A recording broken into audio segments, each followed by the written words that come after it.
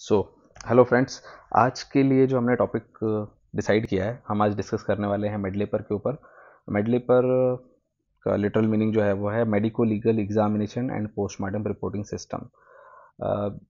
जो लोग इस पे काम कर रहे हैं वो इसे जानते हैं। जो लोग इसे नहीं जानते हैं वो या तो हमारे MBBS स्टूडेंट्स हैं जिन्होंने अभी तक इसके बारे में सुना नहीं है, और या फिर ऐसे स्टेट्स जहाँ पे अभी तक ये पहुँचा नहीं है ये सॉफ्टवेयर।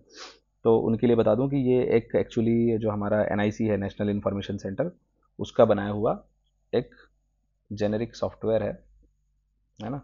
जेनेरिक सॉफ्टवेयर है जिसमें आप लॉगिन करके और अपना जो भी मेडिको लीगल वर्क आपने किया है या पोस्टमार्टम जो आपने किया है उसकी रिपोर्ट आप ऑनलाइन जनरेट कर सकते हो, है ना।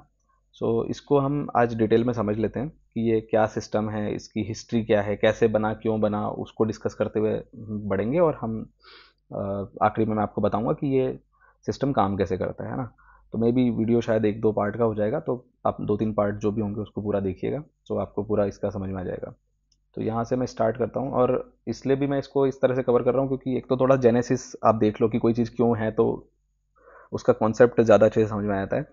और दूसरा एक ये है कि हो सकता है कि इसके ऊपर in future I think this is a potential topic जहाँ पे कि MBBS या एटलीस्ट जो MD फॉरेंसिक मेडिसिन के हमारे स्टूडेंट्स हैं उनसे तो डेफिनेटली एक शॉर्ट नोट तो इस पर पूछने की बनती है ना। और वाइवा में भी ये पूछा जाना चाहिए कि मेडलेपर है क्या बेटा। ठीक है, तो चलो हम चलते हैं यहाँ पे। तो ये कहानी स्टार्ट होती है 2008 में, जब high court of Punjab and Haryana इन्होंने इस चीज़ को पॉइंट आउट किया कि जो डॉक्टर्स हैं उनके जो मेडिकल एविडेंस यानी कि वही मेडिकल लीगल रिपोर्ट और पोस्टमार्टम रिपोर्ट उसमें स्पेलिंग मिस्टेक्स हैं। तो उन्होंने एक ऑर्डर पास कर दिया कि भाई आप जो भी ये सबमिट करेंगे रिपोर्ट अपनी, तो वो एफिडेविट के ऊपर क्लियर हैंड राइटिंग और करेक्ट स्पेलिंग्स में इसको सबमिट करेंगे। ठीक है, 2009 में अगेन कोर्ट ने इसको जो आपकी डॉक्टर्स की जो हैंड राइटिंग है उसको निशाना बनाते हुए फिर से एक कमेंट किया था कि जो मेडिको लीगल रिपोर्ट्स हैं, जो मेडिकल रिकॉर्ड है, जो पोस्टमार्टम रिपोर्ट हैं, ये सब किसी केस का भविष्य तय करती है भाई। तो आपकी हैंड राइटिंग के कारण केस खराब हो रहे हैं। और अभी मुझे याद आ रहा है एक हमारे कोई कोई डॉक्टर साहब थे जिनके साथ ये इंसिडेंस पेश आया था कि हैंड राइटिंग आपकी ख़राब है, लोग उसको पढ़ नहीं पा रहे हैं, वो तो ठीक है, फिर भी एक लिमिट तक वो एक्सेप्टेबल वो भी नहीं है, बट फिर भी, लेकिन आप अपनी ही हैंड राइटिंग नहीं पढ़ पा रहे हो। ठीक है, और ये चीज़ आपने समझ, आपको पता है, आप लोग जो आप में से जो कोर्ट गए हैं, कि कितना ज़्यादा इंपॉर्टेंट होता है। मेडिको लीगल रिपोर्ट जो है वो पूरा केस का रुख पलट सकती है ना। तो और उसकी हैंड राइटिंग ख़राब होने के कारण वो पढ़ नहीं पा रहे हैं उसको, कोई उसको समझ नहीं पा रहा है, तो केस डिसाइड कैसे होगा फिर, है ना। सो यहाँ पे ये एक टर्निंग पॉइंट जो है इसको माना जा सकता है 2011 में, जब ऑनरेबल जस्टिस राजीव बिंदल जी ने एक ऑर्डर पास किया था कि all medico legal work of state of Punjab, Haryana and UT Chandigarh shall be computer typed since 1 April 2011। Okay, और यहाँ से आप मान सकते हो यहीं से कंप्यूटराइजेशन स्टार्ट हुआ। तो इस ऑर्डर के बाद में इसका प्रभाव ये हुआ कि जो एरिया है पंजाब, हरियाणा और UT चंडीगढ़ का, यहाँ के जो हॉस्पिटल्स थे, जैसे PGI चंडीगढ़ है, government medical college and hospital है 32 में, गवर्नमेंट मल्टी स्पेशलिटी हॉस्पिटल है, यहाँ पे जो भी रिपोर्ट्स बननी शुरू हुई, इन्होंने क्या किया, धीरे धीरे ये स्विच करके handwritten to typed reports पे, तो कंप्यूटर टाइप्ड रिपोर्ट जाने लगी। इसका भी एक इंटरेस्टिंग इंसिडेंस है जो हमारे सीनियर्स हमें सुनाते हैं कि एक्चुअली ऐसा होता था कि जब वो कोर्ट में जाते थे तो वहाँ पे उनसे साइन करवाए जाते थे। वो साइन करते हैं ना जब हम एविडेंस पे, अपने एविडेंस के बाद में जब हम साइन करते हैं, तो उसमें लिखा होता था कि ये रिपोर्ट जो है ये मैंने बनाई है और ये मेरी हैंड राइटिंग में है। तो ये रीज़न दिया जाता था कि क्यों रिपोर्ट हैंड रिटन ही बनाई जाती है। ठीक है, और इसलिए कभी उन्होंने टाइप करने के बारे में सोचा नहीं, और ये कंडीशन क्रिएट हुई कि हाई कोर्ट को ऑर्डर करना पड़ा। अभी भी इंडिया के बहुत सारे हिस्से हैं जहाँ पे मेडलेपर नहीं पहुंचा है। As per my information MP में पहुंच चुका है, MP वालों ने इसको बहुत, मध्य प्रदेश ने इसको बहुत अच्छे से अडॉप्ट किया है। बट अदरवाइज अभी भी बहुत सारे ऐसे स्टेट्स हैं जहाँ पे अभी तक मेडलेपर नहीं पहुंचा है। So will see. और ये वीडियो मुझे लगता है उन लोगों के काफ़ी काम आएगा, मोटिवेशन के लिए भी और ओरिएंटेशन के हिसाब से भी, कि मेडले पर काम कैसे करता है, क्योंकि आगे मैं पूरा सिस्टमेटिक आपको दिखाने वाला हूँ कि सॉफ्टवेयर काम कैसे करता है ये।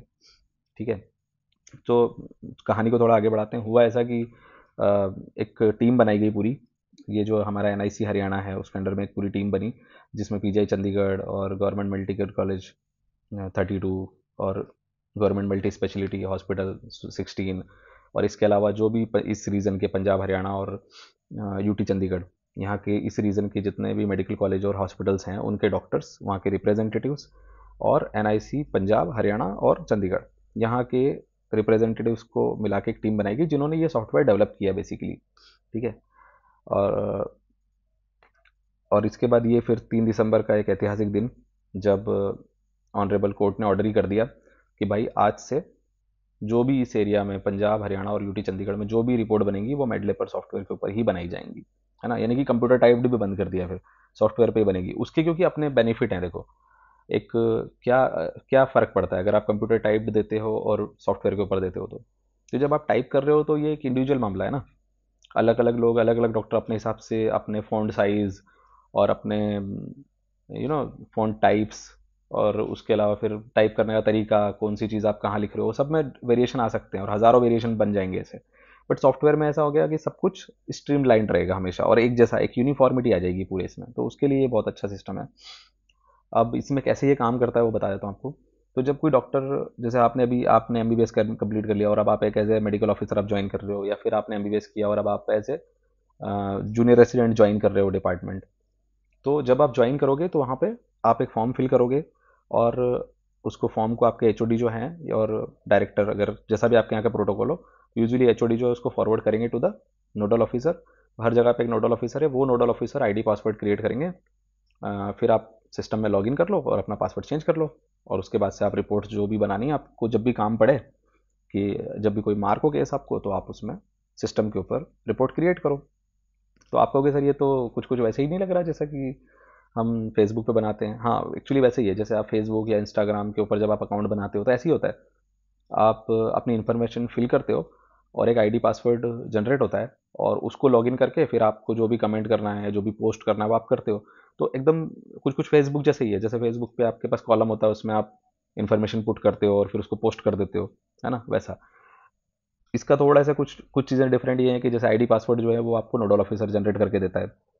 फिर उसके बाद जब आप इसमें लॉगिन करते हो तो ऐसे नहीं कि आप कभी भी मन किया और लॉगिन कर लिया और कुछ भी आपने कर दिया, वैसे नहीं है।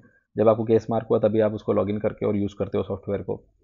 और एक चीज़, एक डिफरेंस ये आता है कि जब आप रिपोर्ट बनाते हो तो जो कुछ आपने उसमें फिल करना है वो फिल करके फिर आप फ्रीज करते हो उसको, तो उसको बार बार चेंज नहीं कर सकते जैसे हम सोशल मीडिया पे करते रहते हैं। ये कुछ डिफरेंसेस हैं।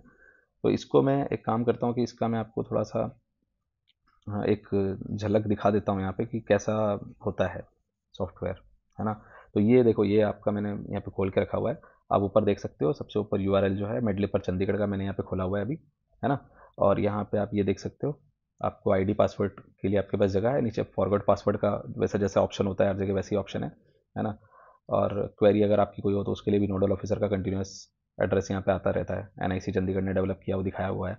और ये रहा आपका न्यू यूज़र क्रिएशन फॉर्म। तो जब आप पहली बार ज्वाइन करेंगे तो आपने कुछ नहीं करना है, सिंपली साइड खोलना है। अभी आपको लॉगिन आईडी पासवर्ड की ज़रूरत नहीं है, ये आपने इसको क्लिक कर देना है। ये क्लिक किया, ये फॉर्म आ गया, इसको आप डाउनलोड कर लो। इसमें देखो, आपका जो भी नोडल ऑफिसर है, तो अगर आप पंजाब हरियाणा या जहाँ पे ज्वाइन कर रहे हो वहाँ के हिसाब से आपका जो भी नोडल ऑफिसर होगा उसका एड्रेस पहले से यहाँ पे टाइप्ड है। आपने अपनी डिटेल भरनी है, अपना डेजिग्नेशन, अपना रजिस्ट्रेशन डिटेल्स, वो सारा कंप्लीट करके अपने इंस्टीट्यूट की इन्फॉर्मेशन भर के, और ये अपने एचओडी से फॉरवर्ड करवा के, और ये फॉर्म आपने नोडल ऑफिसर को भेज देना है, और आपका यहाँ पे आईडी पासवर्ड जनरेट हो जाएगा। ठीक है। तो ये भी मैं आपको इसके बाद एक अलग से वीडियो बनाता हूँ जिसमें मैं आपको एग्जैक्टली ये सिस्टम कैसे काम करता है उसको अलग से दिखा देता हूँ। ठीक है।